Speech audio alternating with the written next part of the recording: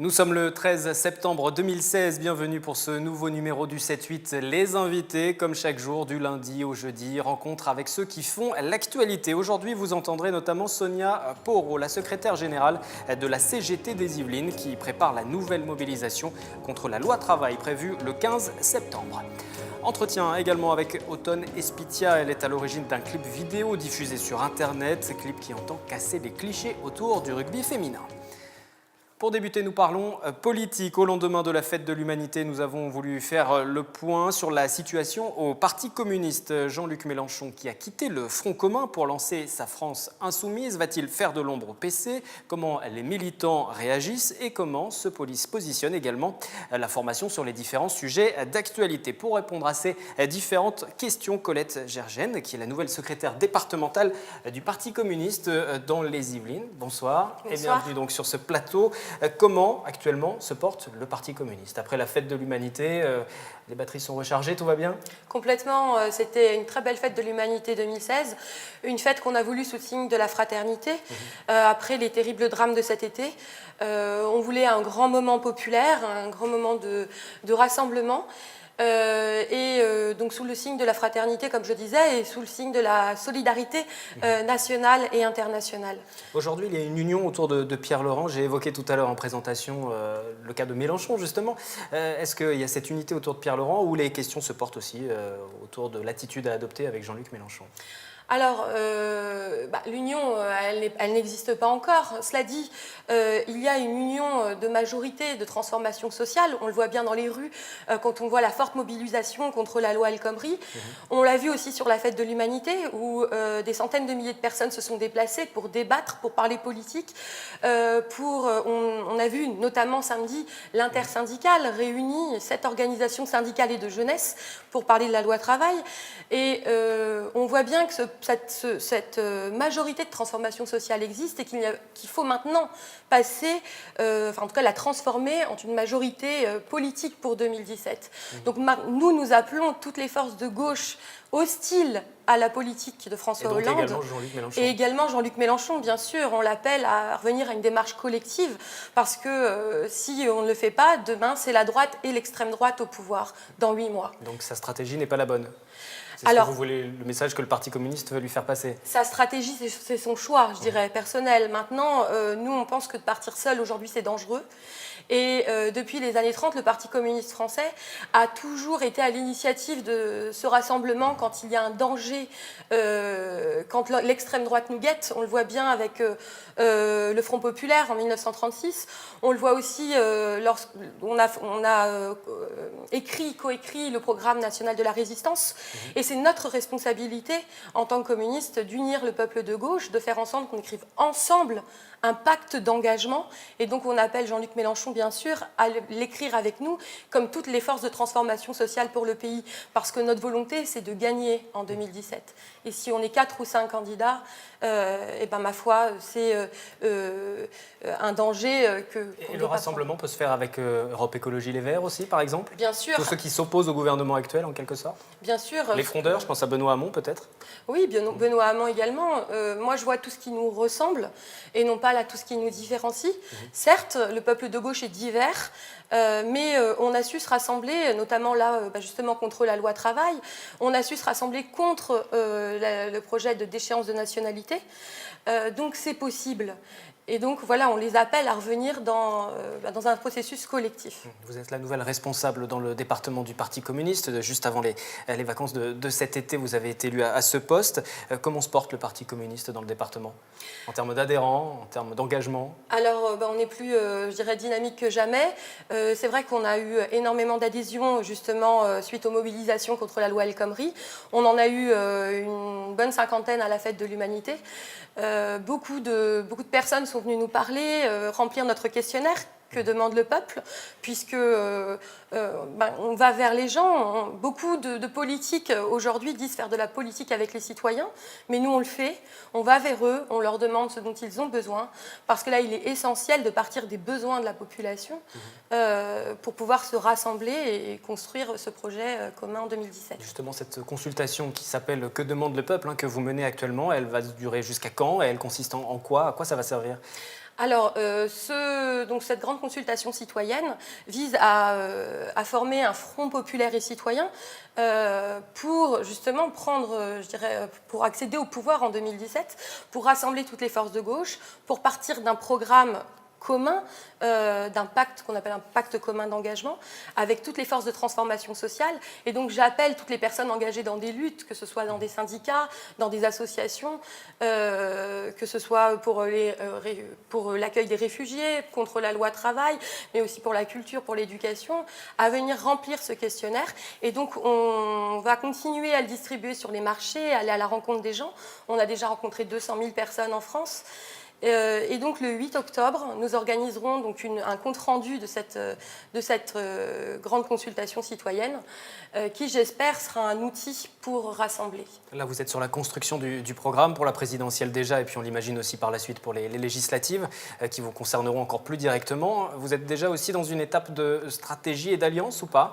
J'ai évoqué Benoît Hamon, par exemple. S'il se présente une nouvelle fois sur cette 11e circonscription des Yvelines, on peut imaginer que vous partiez ensemble? Là encore, comme je vous le dis, on a exactement la même démarche que pour les présidentielles.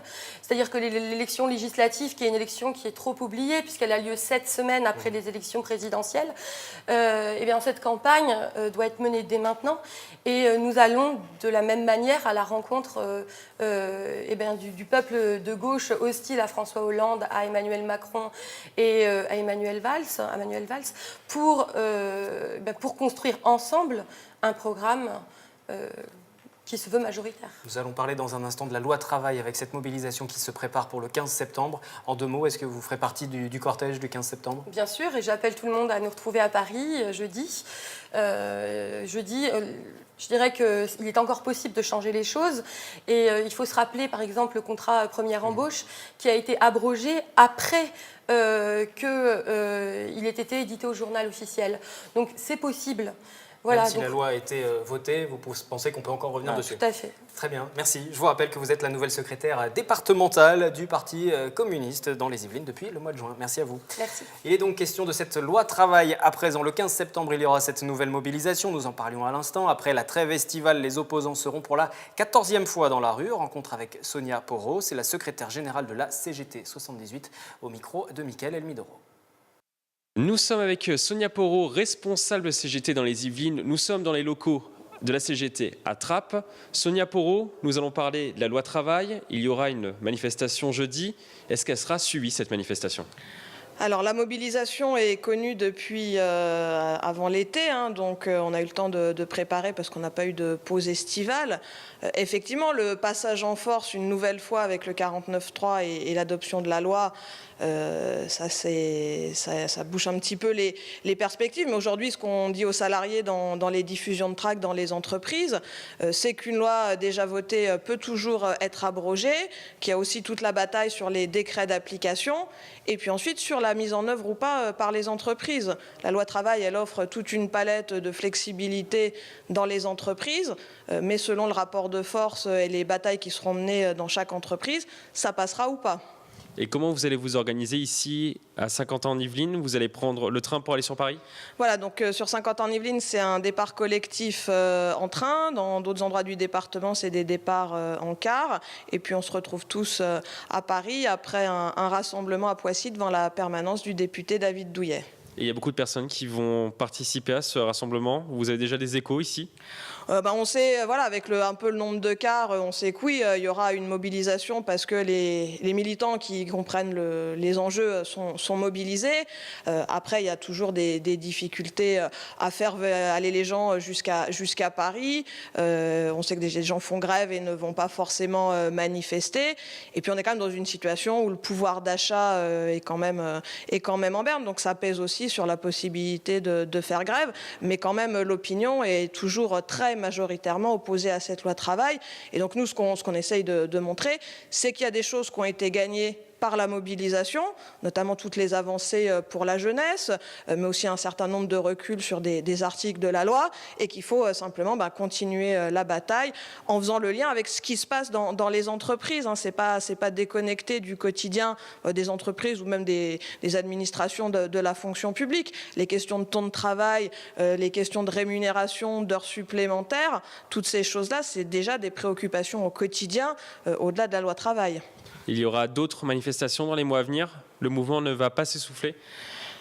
C'est un mouvement de longue haleine, mais j'ai envie de dire, il a commencé avant la loi travail et il continuera après, parce que des lois, des accords ou des mesures qui flexibilisent, qui remettent en cause les garanties collectives et les droits des représentants du personnel pour défendre les salariés, c'est pas la première. Donc c'est quand même la mobilisation la plus importante. Cette loi-là, elle a touché à des choses qui ont fait un électrochoc chez les salariés.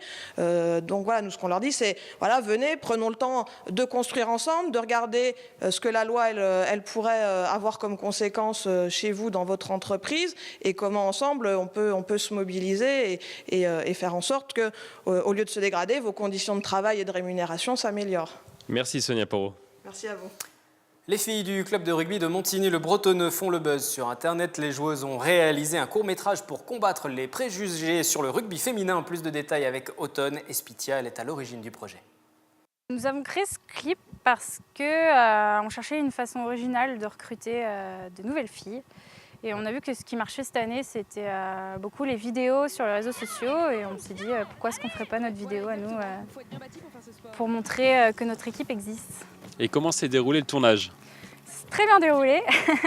On l'a fait en juin. On a eu de la chance, il faisait beau et ça a été très speed. Mais tout le monde a mis la main à la pâte, du coup. C'est très bien passé. Toutes les filles ont participé au club? Quasiment toutes les filles, ouais, en fonction des aléas personnels, mais toutes celles qui pouvaient venir sont venues. Et au niveau du montage, du coup, c'est vous qui vous êtes occupé du montage, de la scénarisation du projet également? La scénarisation, on l'a fait de façon commune, on a fait un travail d'équipe. Et par contre, le montage, c'est moi qui l'ai fait, vu que c'est mon métier. Et voilà, c'est plus facile pour moi de le faire qu'une qui n'a pas du tout l'habitude. Cette vidéo a été faite vis-à-vis du recrutement, mais également pour combattre les préjugés. Est-ce que vous avez été confronté à certains préjugés depuis que vous avez commencé le rugby? Oui, on est souvent confronté aux préjugés du rugby féminin, c'est-à-dire les gens ils pensent qu'au rugby féminin il n'y a que des grosses, des garçons manqués, qu'il faut être une grosse brute pour jouer au rugby, alors que pas du tout. Et c'est vraiment ce que la vidéo montre, on veut casser tous ces clichés, que tous les gabarits sont acceptés, qu'il n'y a pas besoin d'être un gros tas et un gros garçon manqué. On peut être hyper féminine et mince et petite et grande. Tout le monde a sa place au rugby féminin. Et comment a été reçue la vidéo ici à Montigny-Bretonneux? Elle a été très bien reçue et voilà, on pose tous nos espoirs dans cette vidéo pour recruter du monde. Il y a du recrutement depuis cette vidéo? Un petit peu, mais pas assez encore. Et il y aura d'autres vidéos à l'avenir peut-être pour combattre à nouveau les préjugés? Peut-être, on verra.